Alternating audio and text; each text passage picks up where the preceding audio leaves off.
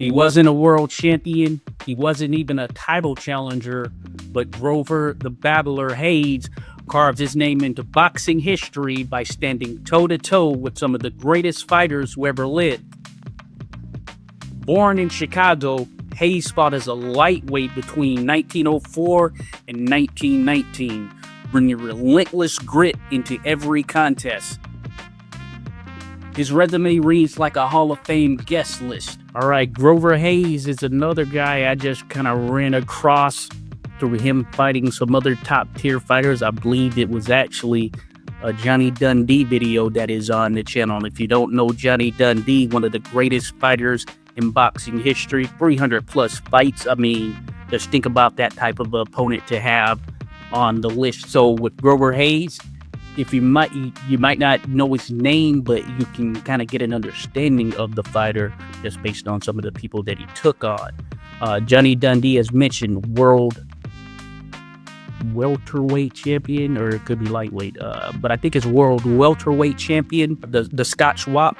He is one of the greatest fighters, bar none, in history. When you're getting to the amounts of fights that he had, I mean, it really speaks for itself. There's not a ton that I can say that doesn't speak for itself, just in the sheer volume of fights that he had against the level of competition that he did. So check out that video that I have discussing him.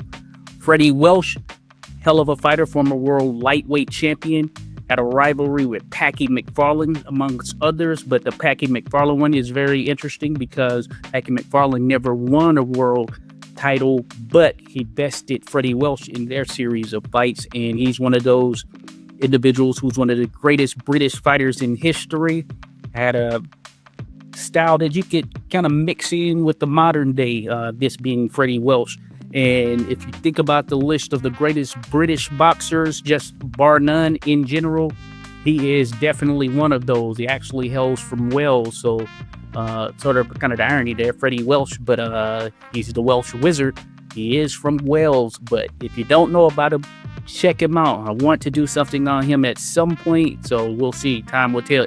Jim Driscoll, another top-tier resume guy who was in with some of the who's who in and around the sport in that weight at that particular time.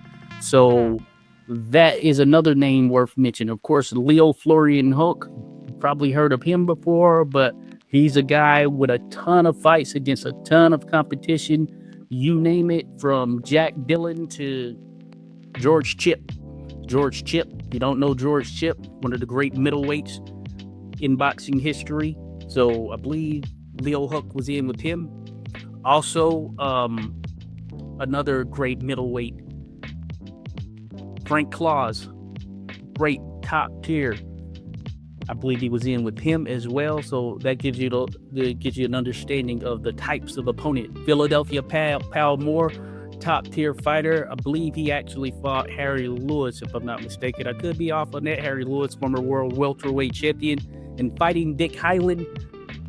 I just know he's been on the resume of so many fighters, giving him great fights. I can't even think of who all he's on, but I know I have videos on the channel that feature Dick Hyland against some of the best. Maybe even Harry Lewis, maybe in that video, maybe in something else I did. I don't know, but just gives you a perspective, essentially.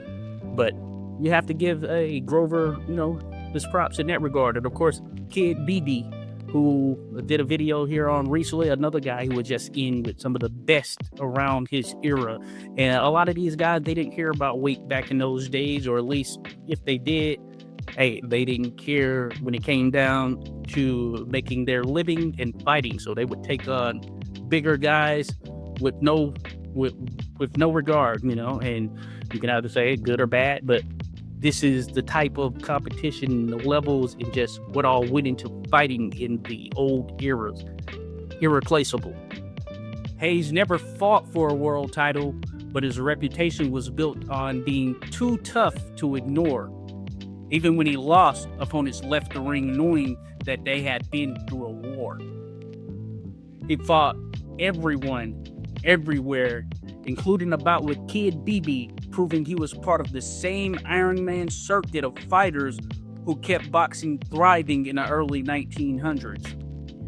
Grover Hayes may not have held a belt, but he earned his nickname by facing world title holders and challengers on a regular basis. The Battler, a fighter who defined toughness in an era when boxing was survival.